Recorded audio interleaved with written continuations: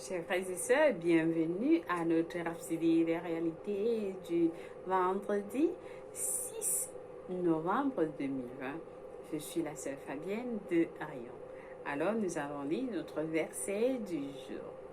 Il est intitulé Apportez l'évangile à votre monde. Oui, apportez l'évangile à votre monde. J'espère que vous avez bien commencé la journée. Alors je vous souhaite une bonne journée d'avance si vous n'avez pas encore commencé, mais si vous avez déjà commencé, que la main de Dieu soit avec vous et vous protège. Au nom de Jésus-Christ, Amen. Alors, Pasteur Chris prend ce passage de 2 Corinthiens 5, versets 18 à 19. Nous lisons notre verset ensemble. Et tout cela vient de Dieu, qui nous a réconciliés avec lui par Christ et qui nous a donné le ministère de la réconciliation. Car Dieu était en Christ, réconciliant le monde avec lui-même, en n'imputant point aux hommes leur offense. Et il a mis en nous la parole de la réconciliation. Loué soit Dieu. Dieu a mis en nous la parole de la réconciliation. Alléluia. Alors, le pasteur continue en nous disant que le fait de vivre pour Jésus-Christ et de devenir indispensable dans le ministère de la réconciliation sont les choses qui comptent le plus dans la vie. Laissez que le ministère de la réconciliation soit un point très important pour vous. Alors le pasteur nous montre comment cela se fait. C'est-à-dire, votre vie devrait être axée sur le fait de gagner les âmes. Focalisez-vous à gagner les âmes. Parlez de la parole de Dieu. Partagez les vidéos que nous vous envoyons. Refusez de vous concentrer sur les choses qui ont peu d'importance dans la vie. Soyez totalement dévoués à l'évangile. Passez votre temps à parler de l'évangile. C'est ce que Dieu voudrait de vous. Hier, nous avons parlé du but que vous avez sur cette terre. Quel est votre but? Et nous avons évoqué ce que Dieu voulait que vous fassiez. Nous avons vu l'exemple de Jésus, son but sur la terre. Et alors, concentrez-vous plus sur le fait de gagner les âmes. C'est important pour Dieu, très important pour Dieu. Alors, dans 1 Corinthiens 9, verset 16, Paul dit, « La nécessité m'est imposée, et malheur à moi si je n'annonce pas l'évangile. » Ça, c'est l'apôtre Paul qui nous disait. Pourquoi donc ne pas le copier? Alors, il a vécu pour réaliser le rêve de Dieu en faisant connaître l'évangile aux païens. Parce que ça, c'était son but. Alors, vous êtes un ambassadeur. Un ambassadeur est un dispensateur des ministères de Christ, des mystères de Christ. Vous êtes un soldat dans l'armée du Christ et vous devez donc demeurer militant en apportant la parole de Dieu à ceux qui sont dans votre monde, les touchant avec l'amour de Christ et la gloire de sa grâce. Loué soit Dieu. Peu importe qui vous voyez, si vous n'êtes pas à mesure de partager la parole de Dieu, partagez la parole que nous vous envoyons. Mais vous êtes à mesure. Parlez la parole de Dieu à vos amis, dans vos lieux de service, au travail, au marché, même dans, je ne sais pas, au champ. Si vous connaissez quelqu'un qui est en train d'aller au champ, parlez-lui de la parole de Dieu. c'est important. C'est la volonté de Dieu pour chacun de nous de gagner les âmes, d'amener les autres à connaître la parole de Dieu, à être sauvés. Alors, le pasteur nous dit, n'ignorez pas les pécheurs autour de vous. La fin de toute chose est proche.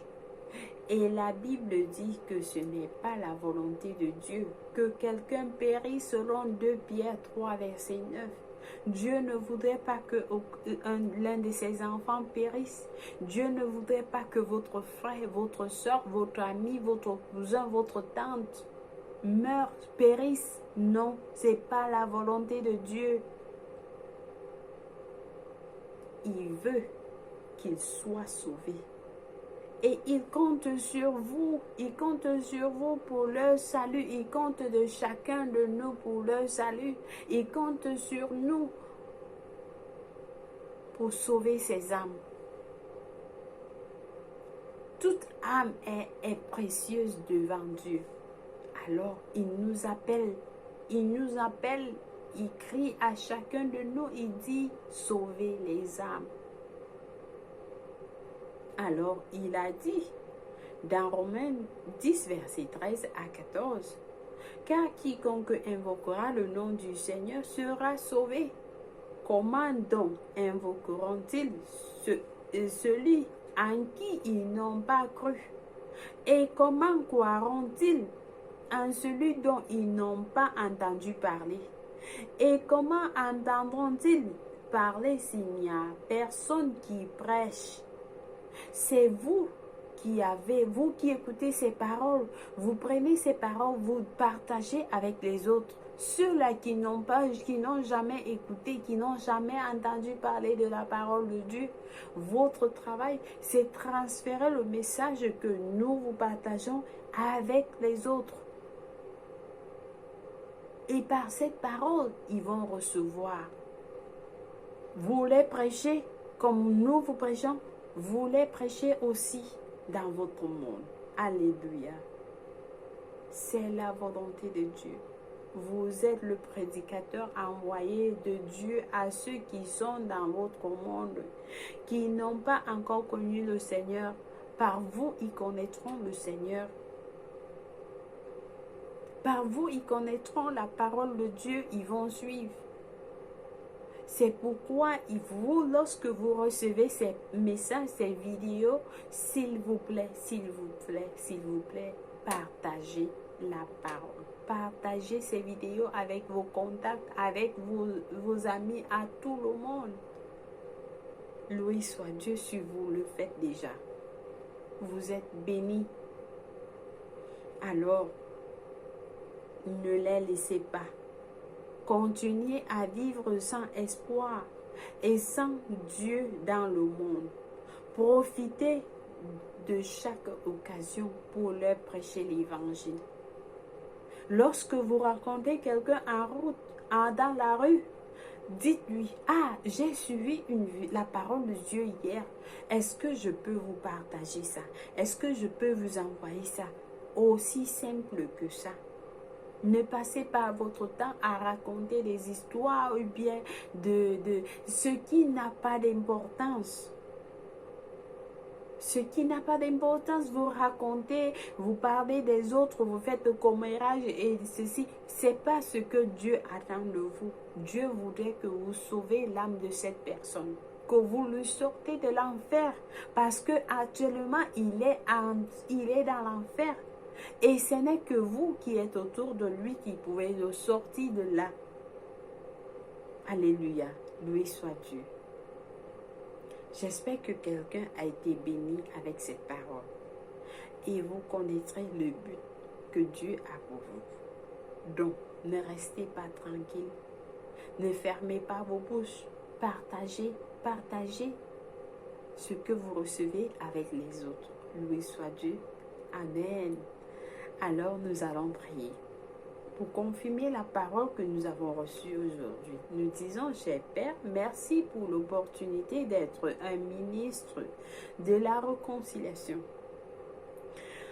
Ma plus grande passion est de propager l'évangile dans le monde, car je suis un ambassadeur et un intendant des mystères de Christ. Par conséquent, en tant que porteur de vérité divine, j'apporte la parole vivante à ceux qui sont dans mon monde, les touchant avec l'amour de Christ et la gloire de sa grâce. Au nom de Jésus-Christ, Amen, loué soit Dieu. Nous avons des études approfondies dans Matthieu 28, versets 19 à 20, Marc 16 à 15, pour mieux comprendre ce passage aujourd'hui. Pour la lecture biblique de 1 an, vous avez à lire Hébreux 5, verset 11 à 6, Hébreux 5, verset 11. Puis nous avons Hébreux 6, verset 1 à 20. Et Jérémie 48 à Jérémie 49. Pour la lecture biblique de 1 an, par contre, vous avez à lire 1 Pierre 3, verset 13 à 22 et Ézéchiel 37. Loué soit Dieu. Alors, chers frères et sœurs, nous passons directement à la prière du salut.